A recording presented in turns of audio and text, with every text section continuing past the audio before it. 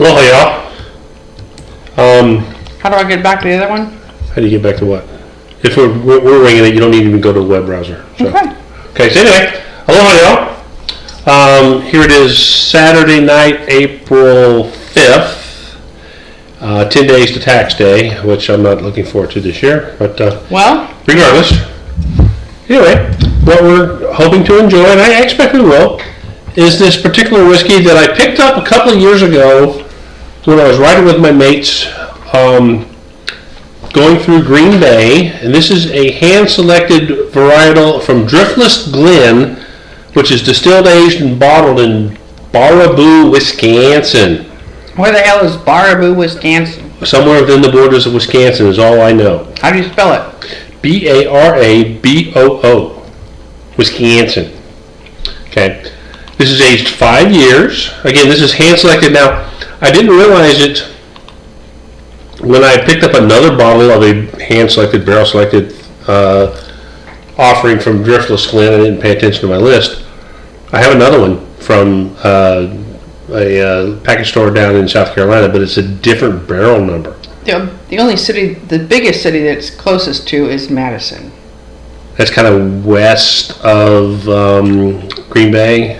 Kind of southwest of Green Bay. Okay.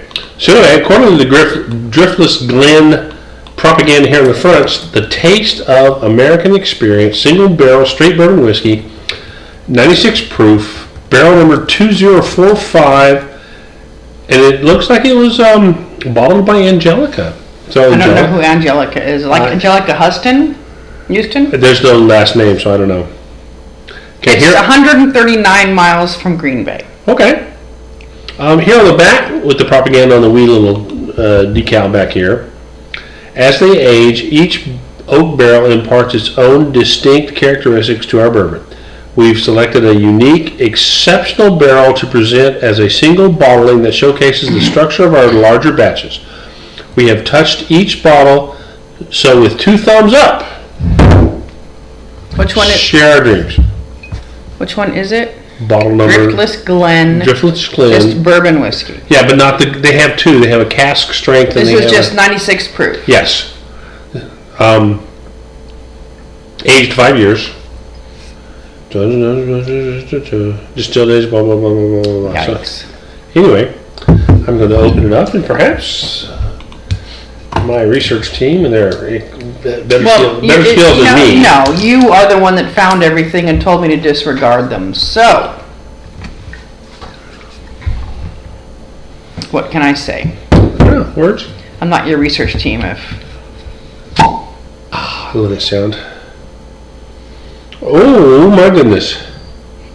Nose off the bottle. So, that is about as classic a bourbon nose as you can get. Okay, I poured it Single barrel? Single barrel. Okay.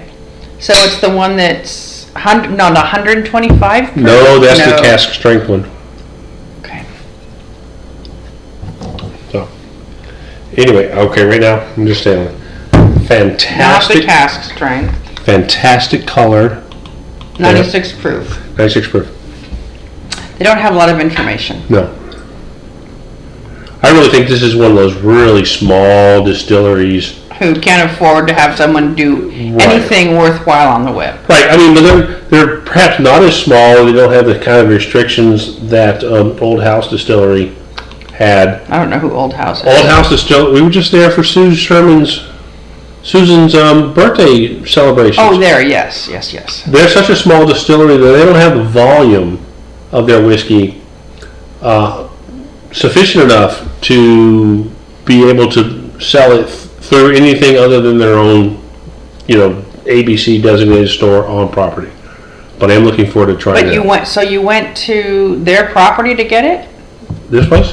No, this was at a liquor store adjacent to this is whatever this festival package store was, adjacent to the hotel where we were staying.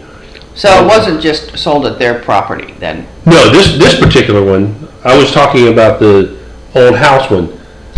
These guys have enough volume that they can sell it through local package stores, but it's hand selected by festival. Great rose color, would you say? Mahogany rose? Sure. Okay. You know what, Jeff? Brother Jeff? In exchange for a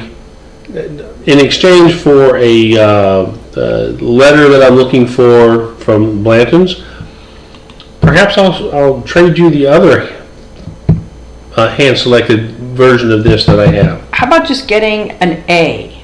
Just the cork. That's what I'm... From Mark, thank you. From someone who has an extra He finished one.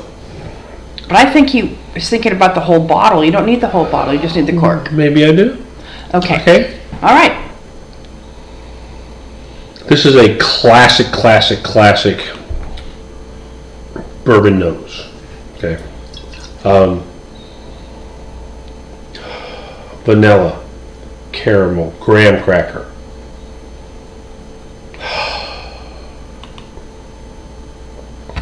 It's a little stringent, but maybe even a little bit of saddle leather. You want to have a nose? Absolutely Absolutely not. And just from the nose alone, I'm sitting here thinking, my gosh, this is going to be another fine example. I'm hoping, I'll let you know here in a moment, another fine example of how really good bourbon whiskey, or whiskey in general, it can be made in America, but bourbon whiskey specifically does not have to come from the state of Kentucky. There are some really good bourbons that are made all across this country, several here in the Old Dominion. This particular one, wooden chest, cedar chest, oak, maybe an oak chest. Lovely nose, lovely. So anyway, I'm going for a taste, y'all. Good for you.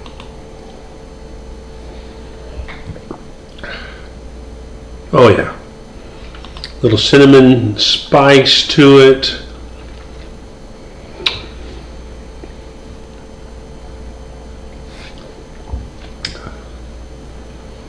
Yeah, this is a really good whiskey. Good. Again, like I just mentioned a moment ago, this to me has just proven itself that really fine bourbon whiskeys are available from craft distillers outside the state of Kentucky. Now, obviously, Kentucky makes the lion's share of it. That's basically where it was born. They've been doing it for a while. They've been doing it for a while, but not having any information with respect to what the mash bill is. I would certainly put this in the strong buy category because I believe it says it's $35.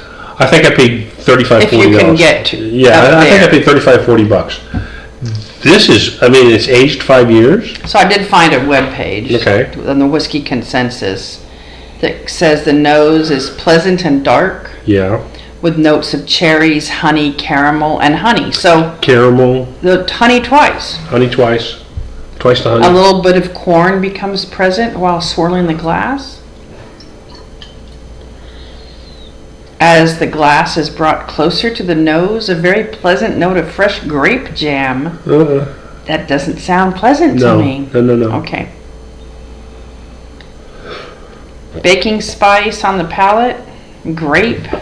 No. Okay. Well, you keep reading it, but that's not what I get. Okay.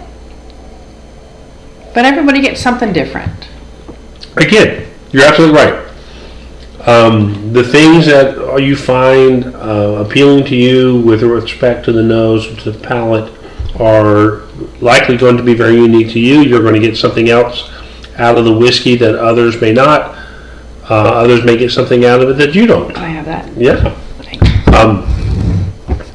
At the price point, obviously the distribution is going to be limited because they're not as big as Heaven Hill and Buffalo Trace and so on to have the volume that they can have national distributions.